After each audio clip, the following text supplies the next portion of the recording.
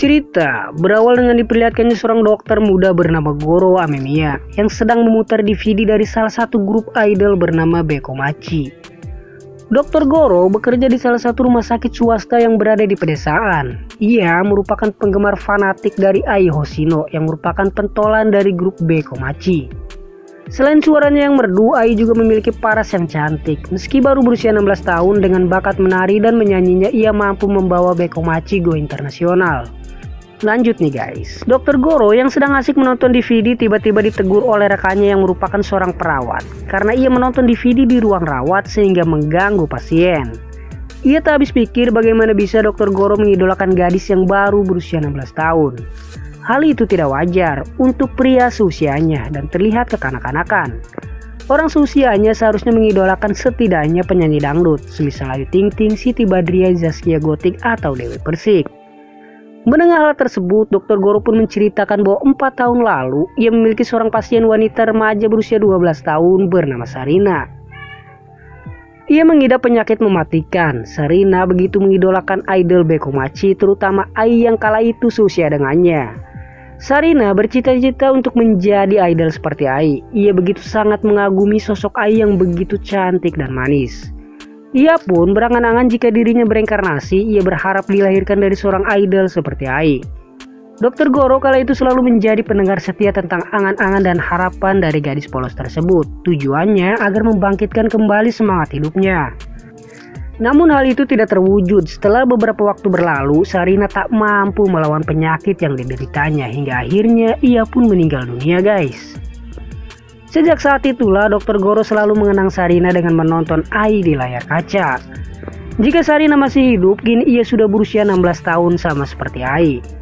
Ia berkelit dengan mengatakan bahwa dirinya hanya sekedar menyukai orang yang mengejar impian dan harapannya, itu saja tidak lebih.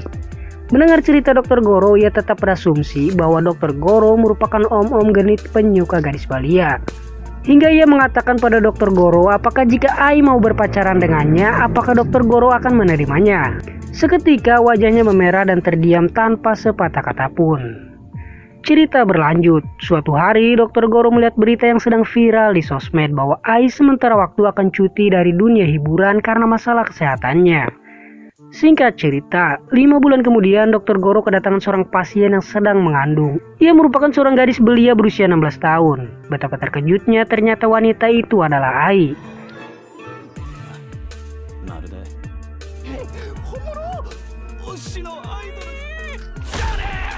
Jadi selama ini Ai rehat dari dunia hiburan lantaran ia tengah mengandung.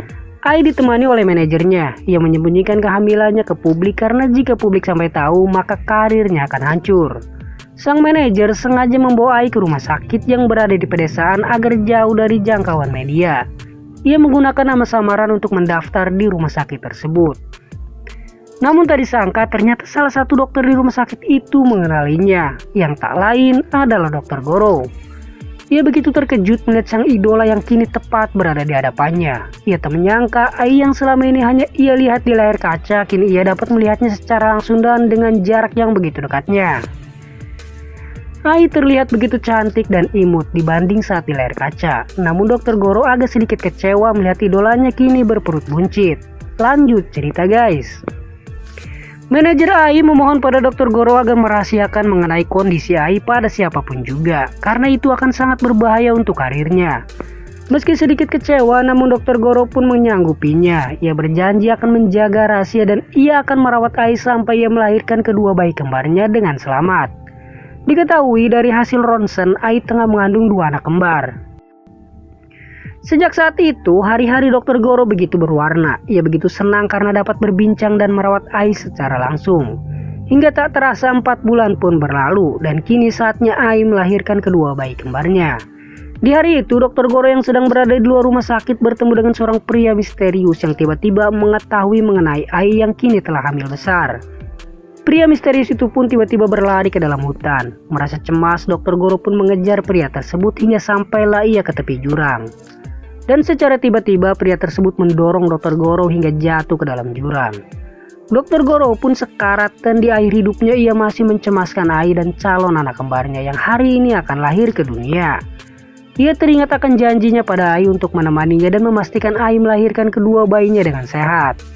Namun karena lukanya yang begitu parah, Dr. Goro pun tewas di tempat.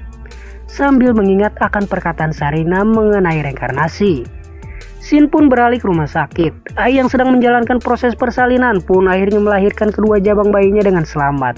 Ia dikaruniai dua anak bayi yang cantik dan tampan. Bayi laki-laki ia beri nama Aqua dan yang perempuan ia beri nama Ruby.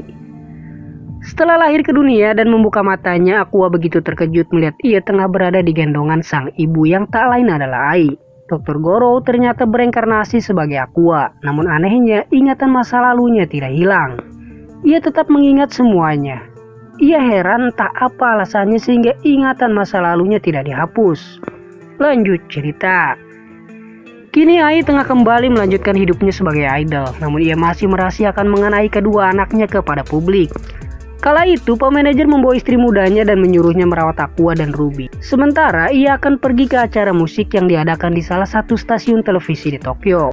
Karir Ai kala itu terus meroket. Meski banyak pesaing bermunculan, namun grup idol Bikomachi tetap bertengger di posisi teratas. Hal itu karena pesona Ai yang membuat para penggemar terpukau dengan pesonanya di atas panggung. Meski semua itu hanya kebohongan karena banyak hal yang ia tunjukkan sebenarnya tidak seperti kenyataannya. Banyak hal dari kehidupan para artis yang tidak terekspos. Karena pada kenyataannya mereka semua hanyalah manusia biasa yang tidak sempurna. Namun para penggemar memang suka dibohongi dan menganggap para idol itu sempurna dan berharap mereka bisa menjadi seperti idolanya. Lanjut cerita guys. Kala itu Aqua melihat hal yang tidak biasa dari Ruby. Ia terlihat seperti balita yang tidak sewajarnya. Ia membalas para haters yang menjelek-jelekan Ai dengan nada jengkel sambil membalas komentar dari para haters. Hal itu tak mungkin dilakukan oleh seorang balita normal. Dari situ ia tahu bahwa Ruby juga merupakan reinkarnasi otaku sama seperti dirinya. Ruby terlihat lebih fanatik dari Aqua. Ia begitu terobsesi dengan Ai. Hal itu terlihat ketika ia menonton acara live di televisi saat Ai sedang konser. Hingga suatu hari ketika Ai di rumah, ia berusaha memberikan ASI pada Aqua. Namun dengan wajah memerah, Aqua menutup kembali baju Ai. Ia lebih memilih minum susu formula, sementara Ruby begitu menikmati ASI dari ibunya tersebut. Aqua yang melihat itu merasa jengkel dan menanyakan pada Ruby, di kehidupan sebelumnya ia seorang laki-laki atau wanita. Ruby pun menjawab bahwa ia seorang wanita. Mendengar itu Aqua pun merasa lega. Lanjut cerita guys.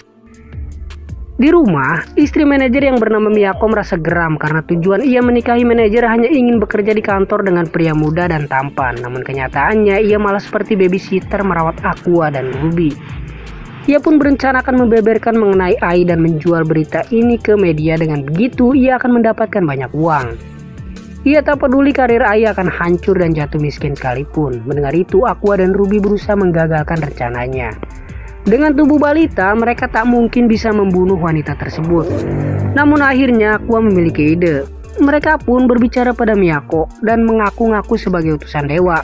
Mereka menakut-nakuti Miyako dan mengatakan bahwa Ai dan kedua anaknya adalah utusan dewa dan ia ditakdirkan untuk merawat mereka. Melihat bayi yang bisa bicara, Miyako pun percaya dan mengikuti takdirnya untuk menjadi perawat Aqua dan Ruby serta membatalkan rencana jahatnya. Singkat cerita, beberapa tahun kemudian terlihat seorang remaja wanita bernama Ruby. Ia kini telah tumbuh menjadi gadis yang cantik, imut dan periang. Ia kini tengah duduk di bangku SMA. Ruby ingin mengikuti jejak ibunya yaitu Ai dan berharap menjadi idola sepertinya. Ia pun mengikuti proses seleksi yang diadakan oleh salah satu perusahaan produksi terbesar di kota Tokyo. Proses seleksi diikuti oleh ratusan ribu peserta dari berbagai kota. Pertanyaannya, bagaimana kabar Ai dan apa yang terjadi dengan perusahaan Strawberry Production yang telah membesarkan namanya? Dan mengapa Ruby malah mendaftarkan diri menjadi idol di perusahaan lain? Hal ini akan terjawab di episode selanjutnya. Itu pun jika kalian request. Untuk itu, bagi yang mau request silahkan tinggalkan jejak di kolom komentar ya guys. Saya mewakili seluruh redaksi dari Oyo 2 Corporation mengucapkan terima kasih dan sampai jumpa di video selanjutnya.